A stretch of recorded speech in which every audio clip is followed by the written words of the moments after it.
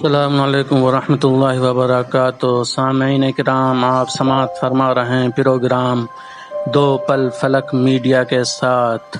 سلسلہ جاری ہے، داستان جاری ہے۔ اس داستان کی چوتھی قسط پیش خدمت ہے۔ وہ جانباز سپاہی کہتا ہے کہ میرے دوست یہی کہتے تھے کہ تمہارے ساتھ رہتے ہوئے کبھی کوئی بور نہیں ہو سکتا، کیونکہ تم مذاق سے دل بہلاتے رہتے ہو۔ جب بھی کہیں ٹریننگ یا جنگ کے لیے جاتے تھے، ہمارے خیمے سے ہمیشہ ہنسی مذاق کی آوازیں سنائی دیتی تھیں۔ کچھ سال بعد میری شادی ہو گئی اور روز مرہ کے کاموں میں مصروف ہو گیا۔ میری زندگی بھی دوسرے لوگوں کی طرح امتحانات سے گزرتی ہوئی آگے بڑھتی رہی۔ دن میں اپنے کام کاج دیکھتا اور رات میں اپنے اہل و عیال کے ساتھ اور بعض راتیں چھاؤنی میں گزارتا تھا۔ میری عمر کے 18 سال سپاہ پاسداران میں گزرے۔ ایک دن اعلان کیا گیا کہ جنگ کے لیے تیار ہو جائیں۔ سن 1390 شمسی یعنی 2010 عیسوی تھا۔ ایران کے پچھمی اتر کی طرف پیران شہر اور اس کے اطراف میں امریکہ کے ٹکڑوں پر پلنے والے کچھ لوگ تباہی مچا رہے تھے اور مظلوم لوگوں کو خاک و خون میں غلطاں کر رہے تھے۔ ان لوگوں نے چند بلند مقامات پر قبضہ کر لیا تھا اور وہاں سے گزرنے والی گاڑیوں پر حملہ کرتے رہتے تھے، خصوصاً فوجی گاڑیوں پر نشانہ سادھتے تھے اور ان کا نشانہ بالکل اسی ہدف پر لگتا تھا جہاں وہ چاہتے تھے، اور اس کے ذریعے وہ لوگ بہت تباہ کاری مچائے ہوئے تھے۔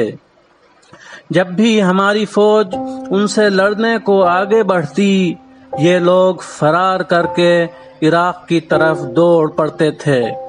جب ہماری فوج کے چند کمانڈر خدا کو پیارے ہو چکے تو ہماری مخصوص رسد پہنچی اور پورے علاقے کو امریکی جاسوسوں سے خالی کر ڈالا۔ اس جنگ میں میں بھی شریک تھا۔ میں نے اپنی زندگی میں پہلی بار اتنے قریب سے جنگ دیکھی تھی۔ میں بہت خوش تھا۔ مجھے بھی دوسرے دوستوں کی طرح شہادت کی آرزو تھی، لیکن میں یہ سوچتا کہ کہاں شہادت اور کہاں میں۔ اس سوچ سے میرے اندر شہادت کا جذبہ کم ہو چکا تھا۔ اس جنگ میں جاسوسوں کا آخری حملہ آنسو گیس تھی۔